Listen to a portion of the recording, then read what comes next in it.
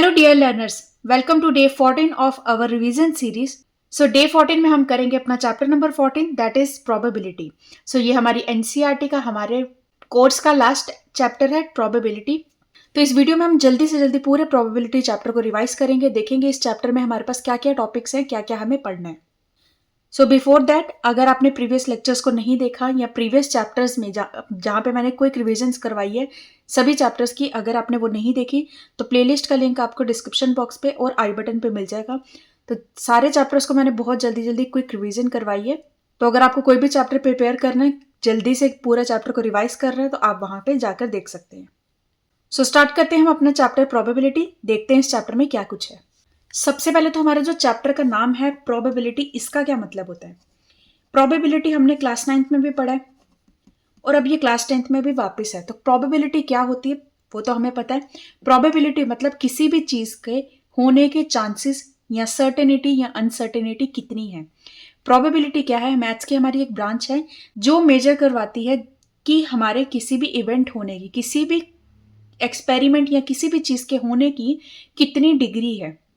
मतलब कि कोई चीज अगर हो रही है तो उसके कितने चांसेस है कि वो होगी या नहीं होगी। फॉर एग्जाम्पल, बारिश आने की प्रोबेबिलिटी हम देखते हैं कि क्या कल हम बारिश आएगी या नहीं आएगी, उसके कितने चांसेस हैं, कितनी परसेंट चांसेस हैं कि बारिश आएगी।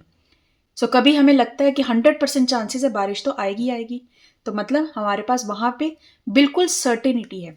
जब भी हम कहते हैं कि हमारे पास कोई चीज होने की 100% प्रोबेबिलिटी है, कि मतलब श्योर है कि ये चीज होनी ही होनी है, तो हम बोलते हैं कि हमें यहाँ पे सर्टन है, हम मतलब हमें पक्का गारंटी है, कंफर्म है हम ये चीज होनी है।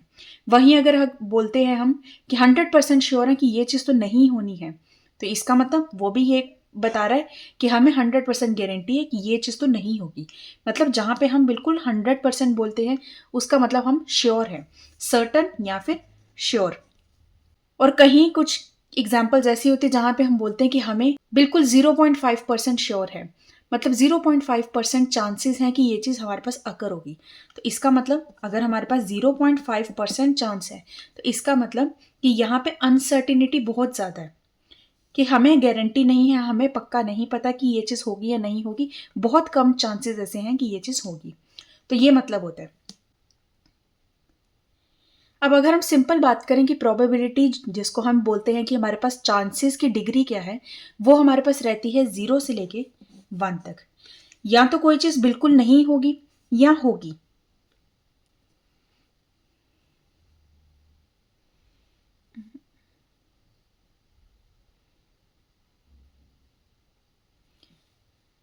अगर जैसे हम बात करें कि कल क्या बारिश आएगी, या तो बारिश नहीं आएगी तो हमारे पास आ जाएगा 0, या बारिश आएगी तो हमारे पास आ जाएगा 1। तो मतलब कोई भी चीज की, किसी भी इवेंट के होने की जो प्रोबेबिलिटी वो 0 से 1 के बीच में ही लाई करती है। और इसी को अगर हम परसेंटेज में बोले तो हमारे पास 0 से लेके 100% के बीच में ही लाई करती है। प्रोबेबिलिटी कभी भी 1 से ज्यादा नहीं होती, वहीं अगर परसेंटेज की बात करें तो 100% से ज्यादा नहीं होती। प्रोबेबिलिटी का मतलब क्या होता है ये तो हमने 9th क्लास में भी पढ़ा और अब आपको और भी क्लियर हो गया होगा। अब हमारे पास आता है नेक्स्ट टर्म एक्सपेरिमेंट। एक्सपेरिमेंट क्या होता है, जो भी चीज हम कर रहे हैं, जो भी हम काम कर रहे हैं, उस सब को हम बोलते हैं एक्सपेरिमेंट। एक्सपेरिमेंट क्या होता है, एक्सपेरिमेंट होता है जो भी हम कर रहे हैं। फॉर एग्जाम्पल, अगर हम बोल रहे हैं कि हम कॉइन को टॉस कर रहे हैं, टॉसिंग ऑफ अ कॉइन, तो ये भी हम एक एक्सपेरिमेंट कर रहे हैं, ये हम कुछ काम कर रहे हैं। तो कुछ भी कर रहे हैं तो उसको हम बोलते हैं experiment. For example, tossing of a coin, coin toss करने का जो काम है वो हमारे पास एक्सपेरिमेंट है। उसी तरह से rolling of a dice, dice जो है हमारा उसको हम रोल कर रहे हैं, मतलब उसको फेंक रहे हैं तो देख रहे हैं हमारे पास क्या नंबर आ रहा है। तो हम कुछ काम कर रहे हैं, तो जब भी हम कुछ काम कर रहे हैं उसको हम बोलते हैं एक्सपेरिमेंट। अब इस एक्सपेरिमेंट में भी हमारे पास आगे टर्म होती है रैंडम एक्सपेरिमेंट। अब ये रैंडम एक्सपेरिमेंट क्या टर्म है, रैंडम एक्सपेरिमेंट। रैंडम एक्सपेरिमेंट होता है कि हमने जो भी कोई काम किया, जो भी हमने एक्सपेरिमेंट किया, उसके हमें सभी पॉसिबल आउटकम्स जब पता होते हैं। रैंडम एक्सपेरिमेंट क्या होता है, when possible outcomes are known. अब इसमें एक टर्म है हमारे पास आउटकम की, ये हम समझेंगे क्या है पहले, लेकिन समझो कि रैंडम एक्सपेरिमेंट क्या है। अब हमने क्या किया, एक्सपेरिमेंट किया, हमने एक कॉइन को टॉस किया। अब कॉइन को टॉस करने पे हमारे पास क्या हो सकता है, या तो हमारे पास हेड आएगा या हमारे पास टेल आएगा। तो कॉइन को जब हमने टॉस किया, हमें पता है कि हमारे पास आउटकम, जो चीज़ हमारे पास आता है, जो हमारे पास रिजल्ट आता है, उसको हम बोलते हैं आउटकम। तो आउटकम आने के चांसेस क्या है, कौन कौन से आउटकम हमारे आ सकते हैं, एक आ सकता है हेड, एक आ सकता है टेल। तो मतलब कि जब हमें पता है कि हमने जब कोई एक्सपेरिमेंट किया, उस एक्सपेरिमेंट करने पे पॉसिबल आउटकम्स हमें पता है कि क्या क्या आ सकता है, उसको हम बोलते हैं रैंडम एक्सपेरिमेंट। अब ये वाला जो एक्सपेरिमेंट है, ये हमारे पास है रैंडम एक्सपेरिमेंट, क्योंकि हमें पता है कि इसमें या तो टेल आएगा या हेड आएगा, तीसरी कोई ऑप्शन नहीं है। उसी तरह से जब रोलिंग ऑफ अ डाई है, तो डाइस को जब हम रोल कर रहे हैं, जब घुमा रहे हैं, तो हमें पता है कि हमारे पास जो नंबर आएंगे 1 2 3 4 5 और 6 में से ही आएंगे। 7 नहीं आ सकता हमें पता है, 12 नहीं आ सकता हमें पता है। तो मतलब जब हमें पता है कि हमारे पास पॉसिबल आउटकम्स क्या हैं, क्या क्या रिजल्ट आ सकते हैं, उसको हम बोलते हैं रैंडम एक्सपेरिमेंट। तो आउटकम्स क्या हो गया, आउटकम्स हो गया हमारा रिजल्ट। आउटकम को क्या बोलते हैं, रिजल्ट, कि किस किस तरह के हमारे पास रिजल्ट आएंगे उसको हम बोलेंगे आउटकम्स। और जब हमें पता है कि हमारे पास किस तरह के रिजल्ट आ सकते हैं, उस एक्सपेरिमेंट को हम बोलते हैं रैंडम एक्सपेरिमेंट। सो ये हमने कुछ टर्म्स समझ ली, एक्सपेरिमेंट क्या होता है, रैंडम एक्सपेरिमेंट क्या होता है, आउटकम क्या होता है, आउटकम होता है हमारा रिजल्ट। और ये जो एक्सपेरिमेंट्स हमने किए हैं, जो हमने रैंडम एक्सपेरिमेंट किया है, इसके जो रिजल्ट है, इसमें से कोई एक चीज आने की जो प्रोबेबिलिटी है, वही हमें फाइंड करनी होती है। अब अगर हम बात करें टॉसिंग ऑफ अ कॉइन की, सबसे पहले टॉसिंग ऑफ अ कॉइन हमारे पास एक रैंडम एक्सपेरिमेंट है। क्यों है रैंडम एक्सपेरिमेंट, क्योंकि हमें पता है इसमें हमारे पास पॉसिबल आउटकम्स क्या क्या आ सकते हैं। क्या आउटकम्स आ सकते हैं, हमारे पास आ सकता है हेड और टेल, यही हमारे पास दो केसेस हैं, मतलब यही हमारे पास दो आउटकम आ सकते हैं। अब ये हमारे पास हो गए आउटकम्स, ठीक है। अब इसी आउटकम में अगर मैं आपको पूछ लूं कि बताओ कि हेड आने की प्रोबेबिलिटी क्या है, तो मैं क्या बोल रही हूं, मैं आपको इसमें से एक इवेंट बता रही हूं, एक इवेंट पूछ रही हूं आपसे कि बताओ इवेंट, कौन सा इवेंट, कि हेड हमारा आ जाए, ये वाले इवेंट आने की प्रोबेबिलिटी क्या है। तो सबसे पहले मैंने क्या बोला कि मैं एक इसमें से केस ले रही हूँ, एक ऐसी बात पूछ रही हूँ आपसे, उस बात को हम बोलेंगे इवेंट, कि बताओ इस हेड और टेल में से हेड आने की, या हेड उठाओ या हेड हम फाइन अगर चूज करें, तो उसको हम बोलेंगे कि हम इवेंट क्या ले रहे हैं, हेड। अब हेड आने की प्रोबेबिलिटी क्या है, उसको कैसे लिखेंगे, पी ऑफ ई। ई क्या है, इवेंट, और इवेंट हमारा क्या है कि हेड हमारा आ जाए। तो हमारे पास अगर हेड और टेल दो ही केसेस हैं, तो दोनों में से प्रोबेबिलिटी कि हमारे पास हेड आए वो क्या है, 50-50% होंगे, क्योंकि अगर हमने कॉइन को एक बार टॉस किया है, तो 50% चांसेस है कि आंसर हमारा हेड आए, और 50% चांसेस ही है हमारे पास कि आंसर हमारा टॉस टेल आए। तो प्रोबेबिलिटी ऑफ इवेंट मतलब प्रोबेबिलिटी ऑफ गेटिंग हेड कितनी हो जाएगी हमारे पास, 50%। अब ये हम 50% कैसे बोलते हैं, क्योंकि हमें पता है यहाँ पे कि हमारे पास टोटल आउटकम्स क्या हैं, total outcomes, number of favourable outcomes. अब ये समझो कि ये क्या बोला मैंने, और फिर हम देखेंगे कि वापस से क्या हमारे पास हेड का आंसर 50% आ रहा है, मतलब 1/2 आ रहा है या नहीं। प्रोबेबिलिटी ऑफ एन इवेंट, ये हमारे पास एक फॉर्मूला है, क्या बोला जा रहा है कि प्रोबेबिलिटी ऑफ इवेंट हमारी होती है number of favourable outcome divided by total outcomes. Number of favourable outcome मतलब फेवर मतलब जो हमारी तरफ की बात है, मतलब जो हम डिमांड कर रहे हैं, वो वाले आउटकम के नंबर्स कितने हैं। हम क्या डिमांड कर रहे थे कि बताओ हेड आने की प्रोबेबिलिटी क्या है, तो हम किस इवेंट की बात करें कि हेड आ जाए, मतलब हमारा फेवरेबल आउटकम क्या है कि हेड आए। तो हेड आने के चांसेस क्या है, नंबर ऑफ गेटिंग हेड कितने हैं, एक ही ऐसा चांस है कि हमारे पास हेड आ जाएगा, तो इसीलिए नंबर ऑफ फेवरेबल आउटकम हमारे पास आ जाएगा 1। और टोटल आउटकम्स क्या है कि हमारे पास एक्चुअली क्या क्या आ सकता है। जब हम कॉइन को टॉस कर रहे हैं तो हमारे पास हेड आ सकता है और टेल आ सकता है, मतलब दो वैल्यूज आ सकती हैं। तो टोटल आउटकम्स कितने हैं? दो। दो में से हमारे फेवर की बात क्या थी, हमारे लिए फेवरेबल आउटकम क्या है। समझो वर्ड को कि फेवरेबल मतलब हमारे फेवर की बात, और हमारा फेवर किसमें है कि हेड आ जाए। तो इस हेड आने के जो हमारी फेवर की बात है वो कितने चांसेस हैं? वो हमारे पास तो एक ही है। किस में से? दो वैल्यूज में से। दो में से हो सकता है हमारे पास हेड आ जाए।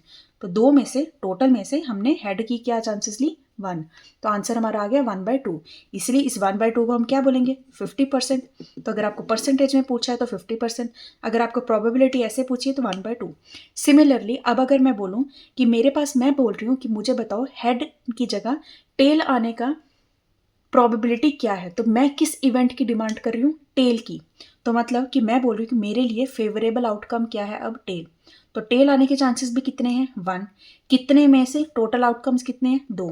तो 2 में से टेल आने के चांसेस क्या है? 1 है। तो अगर मैं बोल रही हूँ P ऑफ E, और अब मेरे पास इवेंट क्या है? E मेरा है टेल। तो अगर मेरा E टेल है तो प्रोबेबिलिटी ऑफ E मेरे पास आ जाएगा 1/2। अब आपको इसमें एक इंपॉर्टेंट बात समझनी है कि कभी भी अगर आपके पास आउटकम्स टोटल 2 हैं तो दोनों की जब आप वैल्यूज को प्लस करोगे, दोनों की प्रोबेबिलिटी को प्लस करोगे, तो आंसर आपके पास 1 ही आएगा।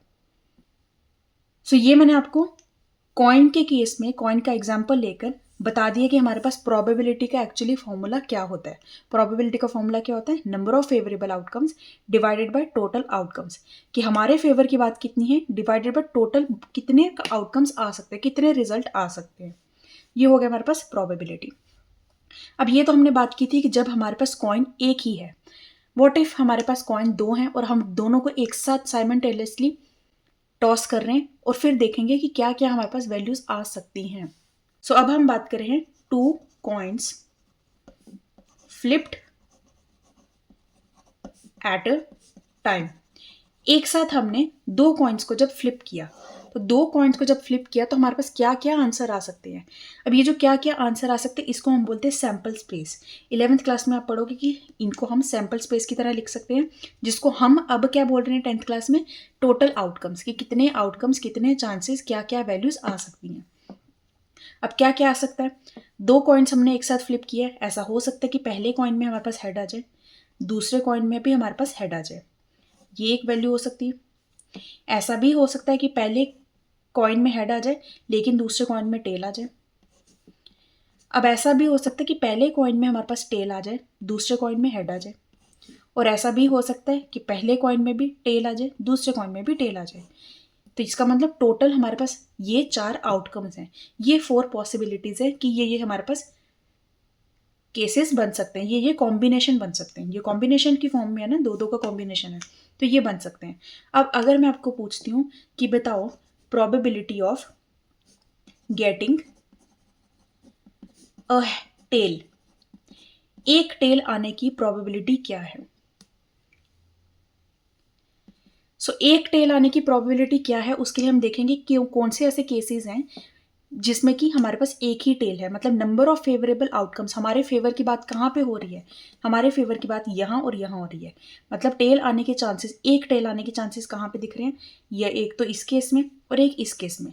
तो हम इसको कैसे लिखते हैं? सबसे पहले तो जो हमारे पास जितने भी टोटल आउटकम्स बन सकते हैं उसको पहले लिखना है, फिर हमने लिखना है नंबर ऑफ फेवरेबल आउटकम्स क्या है हमारे।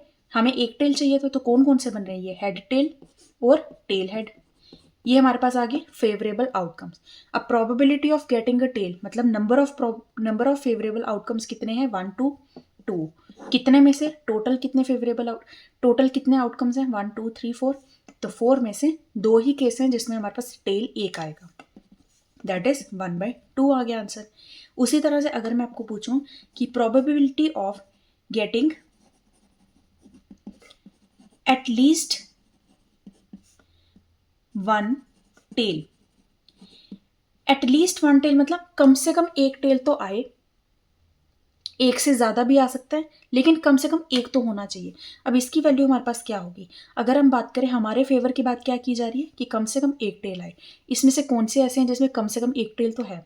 एक ये और एक ये, इसमें एक भी टेल नहीं है, तो ये हमारे काम की बात नहीं है, हमारे फेवर की बात नहीं है। तो हमारे लिए नंबर ऑफ फेवरेबल आउटकम्स क्या क्या हो गए, 1 2 एंड 3। तो टोटल हमारे पास हो गए 3 फेवरेबल आउटकम्स, और कितने में से, 1 2 3 4, 4 में से। तो मतलब एटलीस्ट वन टेल आ जाए, वो कितनी प्रोबेबिलिटी बनती है, 3/4। अब अगर आपको क्वेश्चन में पूछा जाए कि probability of getting at most one head, अब one head, at most one head है, तो एटमोस्ट का मतलब कि ज्यादा से ज्यादा एक हेड आना चाहिए, एक से कम आएगा, एक से ज्यादा नहीं आना चाहिए। तो ज्यादा से ज्यादा एक हेड आना चाहिए, तो ये तो हमारे पास नहीं होगा क्योंकि इसमें तो 2 हेड हैं, लेकिन हमें क्या चाहिए, ज्यादा से ज्यादा एक से ज्यादा नहीं चाहिए। तो ये और ये 3 हमारे पास केसेस हैं जहां पे एटमोस्ट हेड है, ज्यादा से ज्यादा एक होगा, एक से कम हो सकता है लेकिन एक से ज्यादा नहीं हो सकता, 1 2 3। तो ये हमारे पास वैल्यू आ जाएगी 3/4 इसमें भी। सो ये हमारे पास आ गया एटमोस्ट वन हेड। और उसी तरह से अगर हमें बोला जाएगा कि बताओ probability of getting one head, एक ही हेड आए, उसकी प्रोबेबिलिटी क्या है, 1 + 2, ये वैल्यूज, तो 2/4 मतलब 1/2। तो इस तरह से हमारे पास क्वेश्चंस आते हैं। अगर हम बात करें 2 कॉइन्स एट अ टाइम की, तो यहाँ पे हमारे पास हमें समझने की बात क्या है, एक तो ये एटलीस्ट वर्ड और एक ये एटमोस्ट वर्ड। इसको ध्यान से समझना, एटलीस्ट का मतलब कम से कम, एटमोस्ट मतलब ज़्यादा से ज़्यादा, तो ये आपको ध्यान रखना है। और अगर इस एटमोस्ट एटलीस्ट नहीं दिया, सिंपल लिखा है गेटिंग अ टेल, तो मतलब एक ही टेल की बात की जा रही है, ना ही एक से ज़्यादा ना ही एक से कम। तो इस तरह से क्वेश्चन हमारे पास आते हैं। अब ऐसे ही आपको क्वेश्चन थोड़ा और ट्रिकी बनाने के लिए पूछ सकते हैं कि हमने 3 कॉइन्स को एक साथ फ्लिप किया, एक साथ 3 कॉइन्स उठाए हैं, अब बताओ कि प्रोबेबिलिटी कि हमारे पास टेल ही एक आए या टेल हमारे पास 2 आए, एटलीस्ट 1 आए, इस तरह से क्वेश्चंस बन सकते हैं। तो अगर 3 कॉइन भी होंगे तब भी हम सैंपल स्पेस बना सकते हैं। अब एक इंपॉर्टेंट बात ध्यान रखना कि यहाँ पे हमारे पास 2 कॉइन्स थे एक टाइम पे, तो हमारे पास टोटल आउटकम्स कितने बन रहे हैं, 4 बन रहे हैं। तो इसके लिए एक हमारे पास फॉर्मूला होता है, फॉर्मूला हमारे पास होता है 2n। ये हमें बताता है outcomes, number of outcomes, number of outcomes 2n, जिसमें कि n हमारे पास क्या है, कितने कॉइन्स आप ले रहे हो। अगर हम कॉइन एक ले रहे थे तो हमारे पास 2 1 मतलब 2, तो नंबर ऑफ आउटकम्स कितने आ रहे थे, 2 ही आ रहे थे, एक आ रहा था हेड और एक आ रहा था टेल। जब हमने 2 कॉइन्स लिए एक साथ तो हमारे पास 2 हो जाएगा, दैट इज 4। तो आउटकम्स कितने आ रहे थे, 1 2 3 4। इसी तरह से 2 आएगा, जब हमने 3 कॉइन्स लिए तो वैल्यू क्या आ जाएगी हमारी, 2 दैट इज 8। तो 8 हमारे पास आउटकम्स आएंगे। तो इस तरह से हम चेक करते हैं कि हमारे पास टोटल कितने आउटकम्स बन सकते हैं। अब यहाँ पे 2 ही क्यों लिया, क्योंकि एक कॉइन के लिए हमारे पास 2 ही केसेस थे, या तो हेड या फिर टेल, इसलिए 2 लिया। अब आगे जब हम नेक्स्ट केस समझेंगे तब आपको और भी क्लियर हो जाएगा कि फॉर्मूला ये हमारा बनता कैसे है। सो आई होप ये समझ आया आपको कि कॉइन का कैसे केसेस हम देखते हैं, कैसे हम देखते हैं कि 1 कॉइन का क्या बनेगा, 2 कॉइन का क्या बनेगा, एटलीस्ट एटमोस्ट का क्या मतलब है। अब सेकंड हम देखते हैं डाइस का केस। सो अगर हम बात करें डाइस, जब हम डाइस को रोल कर रहे हैं तो हमारे पास क्या क्या केसेस हैं, क्या क्या आउटकम्स आ सकते हैं। तो हमारे पास आउटकम्स आ सकते हैं 1 2 3 4 5 और 6, इससे ज़्यादा नहीं आ सकते। तो अगर हमें क्वेश्चन में पूछा जाए कि बताओ प्रोबेबिलिटी ऑफ गेटिंग 2 हमारे पास आ जाए, इसकी प्रोबेबिलिटी क्या है, तो 2 हमारा फेवरेबल आउटकम है, और ये पूरे में 2 कहाँ पे है, एक ही बार है, तो इसका मतलब 1। और टोटल कितने आउटकम्स हैं, 1 2 3 4 5 6, दैट इज 6। तो 1/6 हमारे पास प्रोबेबिलिटी हो गई 2 के आने की। उसी तरह से क्वेश्चन आपका पूछे जा सकता है कि बताओ probability of getting multiple of 2, getting multiple of 2 के मल्टीपल आने की प्रोबेबिलिटी क्या है। तो हम कैसे देखेंगे, सबसे पहले हम देखेंगे कि हमारे पास ऐसे कौन कौन से चांसेस बन रहे हैं, कौन कौन से ऐसे आउटकम्स हैं जहाँ पे हमारे पास 2 का मल्टीपल है। 2 के मल्टीपल्स क्या होते हैं, 2 4 और 6, मतलब 1 2 3 ऐसे केसेस हैं। तो नंबर ऑफ फेवरेबल आउटकम्स, हमारे फेवर की बात कहाँ पर की जा रही है, एक यहाँ और एक यहाँ और एक यहाँ, कितनी बार की जा रही है, 3 बार। इसका मतलब 3 डिवाइडेड बाय टोटल आउटकम्स कितने हैं, 6, तो यहाँ पे आ जाएगा 1/2। 1/2 हमारे पास आ गई probability of getting multiple of 2। इसी तरह से क्वेश्चन पूछे जा सकते हैं कि बताओ probability of getting a prime number, इसमें से प्राइम नंबर आने की प्रोबेबिलिटी क्या है। तो सबसे पहले हम देखेंगे कि प्राइम नंबर्स कौन कौन से हैं। 1 हमारा प्राइम नंबर नहीं होता, 2, 3, 5, 1, 2, 3, 3 हमारे पास ऐसे केसेस हैं जहाँ पे प्राइम नंबर्स हमें दिख रहे हैं। तो probability of getting a prime number क्या हो जाएगी, 1, 2, 3, 3 डिवाइडेड बाई 6 दैट इज 1/2।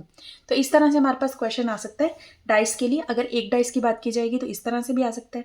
इसी तरह से अगर आपको 2 डाइस दिए जाएंगे, एक साथ आपको रोल करना है और फिर आपको क्वेश्चन पूछे जाएंगे, तो वो भी आपको पता चल जाएगा। जिस तरह से हमने एक डाइस के लिए सबसे पहले सैंपल स्पेस बनाया, ये हमारे पास क्या है, सैंपल स्पेस है, मतलब number of outcomes, total outcomes जो कि आ सकते हैं वो हमने बनाया। उसी में से फिर हमने देखा कि हमें क्या क्या क्वेश्चन में पूछा जा रहा है, उसमें से देखा और फिर आंसर उसी अकॉर्डिंग दिया। इसी तरह से जब डबल डाइस होता है उसमें भी हमें इसी तरह से पहले एक सैंपल स्पेस बनाना पड़ता है, मतलब क्या क्या आउटकम्स आ सकते हैं वो बनाना पड़ता है, फिर हम क्वेश्चन का आंसर करते हैं।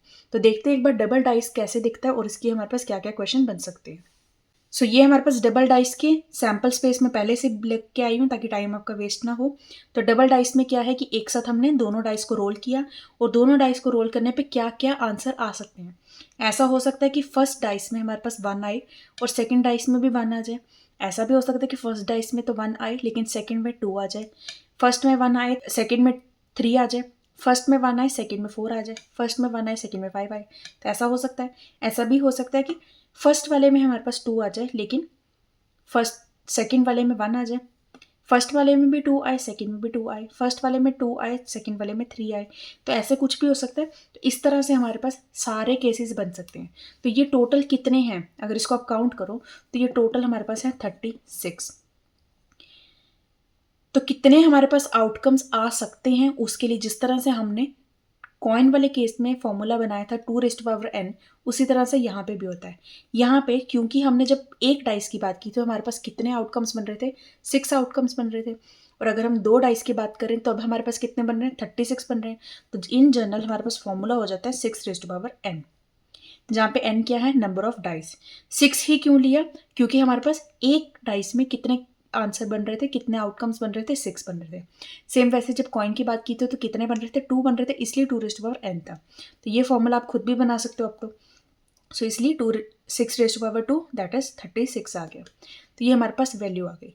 अब क्वेश्चन आपको पूछ सकते हैं कि बताओ कि probability of getting a sum of 4, कि हमारे पास सम 4 आ जाए उसकी प्रोबेबिलिटी क्या है। अब हमारे पास अगर सम चाहिए 4 की इक्वल तो वो कैसे कैसे बन सकता है। 1+3 बन सकता है, 0 से तो शुरू होगा नहीं क्योंकि यहाँ पे कहीं भी 0 है ही नहीं। तो 1+3 हो सकता है, 2+2 हो सकता है, फिर 3+1 हो सकता है, 4+0 नहीं हो सकता। तो यही हमारे पास 3 केसेस है जहाँ पे कि सम हमारे पास 4 आ जाएगा। तो अब ये देखना है कि हमारे पास 3 केसेस कहाँ कहाँ हैं। एक तो ये है, एक ये है और एक ये है। ये 3 केसेस हैं जहाँ पे हमारे पास सम 4 आ जाए। तो probability of getting sum equal to 4 वो हो जाएगी टोटल 3/36 दैट इज 1/12। ये हो जाएगी प्रोबेबिलिटी इसमें से।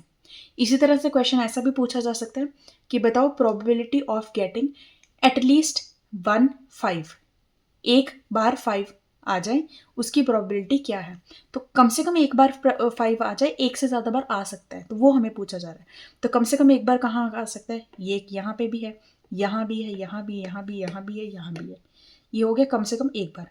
और यहाँ पे भी सारे के सारे 5 है तो ये भी हमारे पास आ जाएगा। एक से ज़्यादा बार 5 आ सकता है तो ये भी हमने साथ में काउंट कर लिया। तो हम यहाँ पे प्लस करेंगे अगर तो 1 2 3 4 5 6 7 8 9 10 11। तो 11 ऐसे केसेस हैं जहाँ पे हमारे पास कम से कम एक 5 आ रहा है। तो 11/36 आ जाएगी इसकी प्रोबेबिलिटी।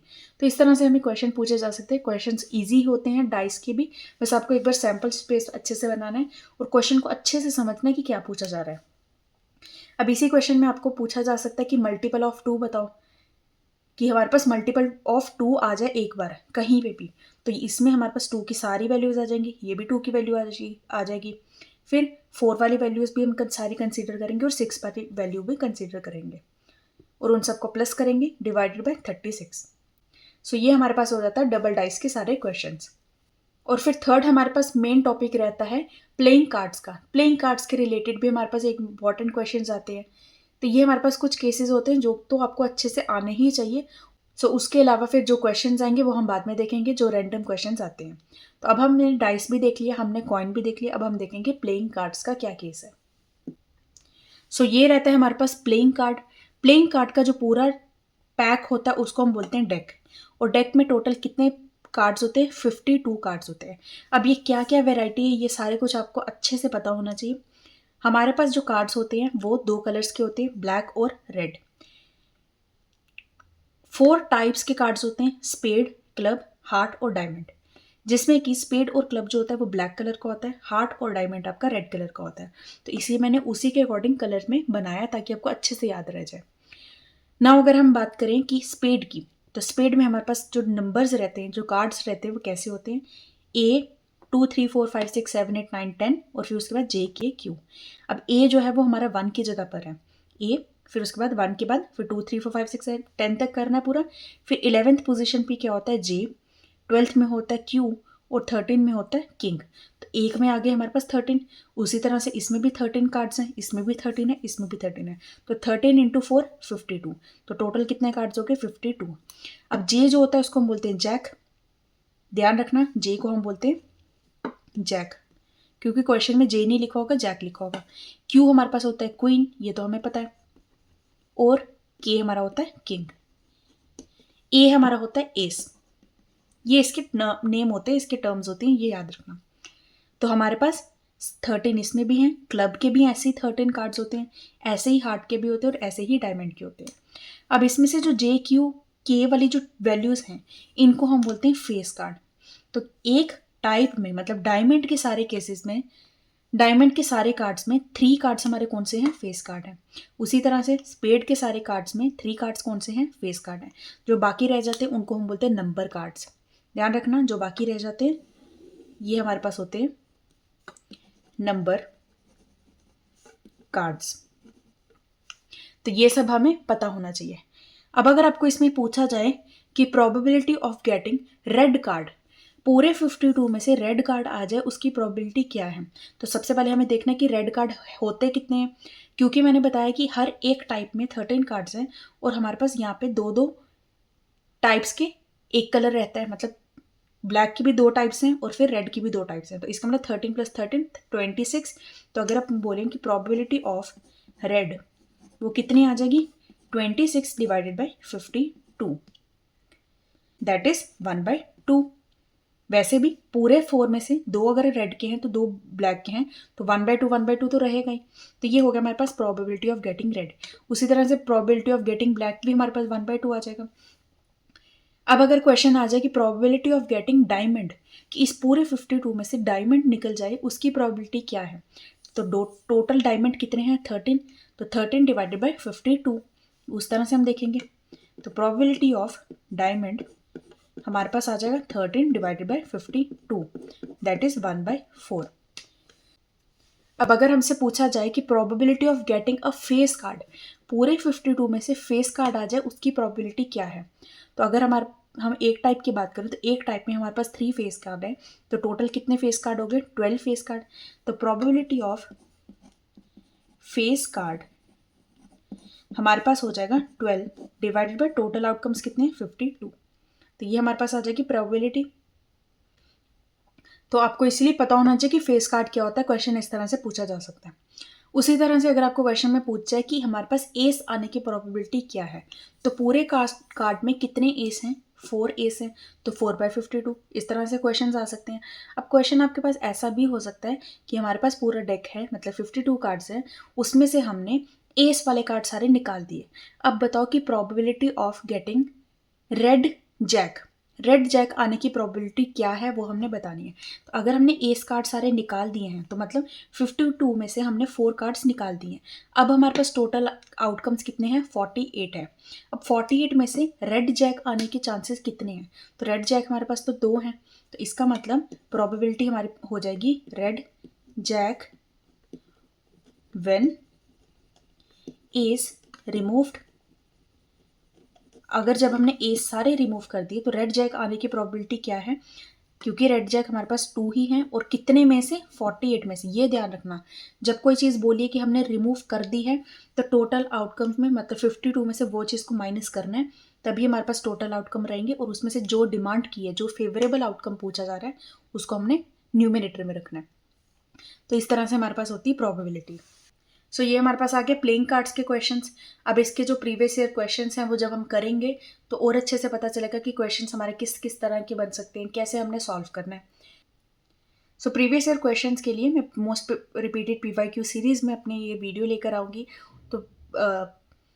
तो मोस्ट रिपीटेड पीवाईक्यू सीरीज़ की प्लेलिस्ट का लिंक आपको डिस्क्रिप्शन बॉक्स पे और आई बटन पे मिल जाएगा। तो जब आप ये इसको देख लेते हैं तो जल्दी से जाकर प्रीवियस ईयर क्वेश्चंस को देखना है इस चैप्टर के, कि किस किस तरह के हमारे पास क्वेश्चंस इसमें इस चैप्टर में से पूछे गए हैं। तो ये हमने देख लिया, कार्ड का भी देख लिया, कॉइन भी देख लिया और डाइस भी देख लिया। अब एक इम्पॉर्टेंट बात है कि किसी भी चीज़ के होने की और किसी भी चीज़ के नहीं होने की जो प्रोबेबिलिटी है उसका जो हम प्लस करते हैं तो वैल्यू हमेशा 1 आती है। ये मैं क्या बता रही हूँ कि probability of an event plus probability of not E is equal to 1। ये ध्यान रखना, ये बहुत इंपॉर्टेंट है। मतलब कि अगर मैं बोल रही हूँ कि मेरा इवेंट है कि हमने कॉइन टॉस किया और उसमें से हेड आ जाए, तो मेरे पास प्रोबेबिलिटी ऑफ इवेंट क्या आ जाएगी, हेड आने की, plus probability of not event मतलब हेड ना आने की। हेड आने की और हेड ना आने की प्रोबेबिलिटी को जब आप प्लस करोगे तो 1 आ जाएगा। क्यों? क्योंकि हेड आने की प्रोबेबिलिटी क्या है, 1/2 मतलब 0.5, और प्रोबेबिलिटी ऑफ हेड ना आने की, हेड नहीं आएगा तो क्या आएगा, टेल आएगा, तो टेल आने की प्रोबेबिलिटी भी क्या है, 1/2। जब दोनों को प्लस करोगे तो 1 आ जाएगा आंसर। तो ये क्यों इंपॉर्टेंट है, क्वेश्चन कभी बार ऐसे आ सकता है कि हमारे पास प्रोबेबिलिटी ऑफ एन इवेंट है 0.05, तो बताओ probability of not an event क्या होगी। तो क्या करेंगे हम, 1 में से 0.05 को माइनस करेंगे। तो इस तरह से हमें क्वेश्चन पूछे जा सकते हैं, इसलिए ये इंपॉर्टेंट है। तो हमने इस चैप्टर में क्या क्या पढ़ा, प्रोबेबिलिटी क्या होती है, एक्सपेरिमेंट क्या होता है, रैंडम एक्सपेरिमेंट क्या होता है जिसकी हमें आउटकम्स पता है कि क्या क्या आ सकते हैं। अब उस आउटकम में से हमें हमारे फेवर का जो फेवरेबल आउटकम है वो नहीं पता कि कितने उसकी प्रोबेबिलिटी है। फिर आउटकम क्या होता है, आउटकम हमारा रिजल्ट होता है। देन इवेंट क्या होता है, इवेंट होता है जो हमें फेवरेबल आउटकम है, जो हमें रिक्वायरमेंट है, जिसकी हम डिमांड कर रहे हैं, उस पार्ट को, उस पॉइंट को हम बोलते हैं इवेंट। तो वो हो गया हमारे पास इवेंट ई। देन हमने देखा कि सैम्पल स्पेस क्या होती है, मतलब कोई भी जितने भी टोटल आउटकम्स हैं उनको हम बोलते हैं सैम्पल स्पेस, कि क्या क्या हमारे पास आ सकता है, वो सारे का जो हम पूरा लिखते हैं उसको हम बोलते हैं सैम्पल स्पेस। तो सैम्पल स्पेस हमने देखा, हमने फिर उसके बाद कॉइन का केस भी देखा, एक कॉइन का भी देखा, 2 का भी देखा, डाइस भी देखा, 1 डाइस का भी और 2 डाइस का भी, और हमने प्लेइंग कार्ड्स के भी देखे। और प्लेइंग कार्ड्स में मैंने अच्छे से आपको बता दिया फेस कार्ड क्या होता है, नंबर कार्ड क्या होता है, जैक क्वीन किंग किसको बोलते हैं, एस क्या होती है, कौन से कलर के कौन कौन से कार्ड होते हैं, कितने कितने होते हैं, सब बताया। और एक आपको बाद में एग्जाम्पल्स भी बताएं किस किस तरह के क्वेश्चंस आ सकते हैं। सो आई होप आपको ये प्रोबेबिलिटी चैप्टर अच्छे से क्लियर हो गया होगा। जो जो भी इस टॉपिक्स में इंपॉर्टेंट है मैंने सब कुछ आपको बता दिया। अब इसके क्वेश्चंस जो हैं वो प्रीवियस ईयर्स के बेसिस पे जो हम करवाएंगे उसमें आपको और भी क्लियर हो जाएगा, तो उसको ज़रूर से देखना। और इसी के साथ हमारी रिवीजन सीरीज भी आज कंप्लीट होती है। आई होप आपने प्रीवियस सारे चैप्टर्स भी अच्छे से रिवाइज किए होंगे। और चैप्टर्स के साथ साथ प्रीवियस ईयर्स के क्वेश्चंस की प्रैक्टिस करने के लिए मेरी प्रीवियस ईयर क्वेश्चंस की सीरीज जो है उसको भी ज़रूर से फॉलो करना, जिसका लिंक आपको डिस्क्रिप्शन बॉक्स पे मिल जाएगा। सो अगर आपको लेक्चर अच्छा लगा, सब कुछ अच्छे से समझ आया, तो अपने फ्रेंड्स के साथ भी शेयर करना और इसको लाइक करना और चैनल को ज़रूर से सब्सक्राइब करना ताकि कोई भी वीडियो आपसे मिस ना हो। सो आज के लिए इतना ही। Till then take care, bye bye, thank you so much.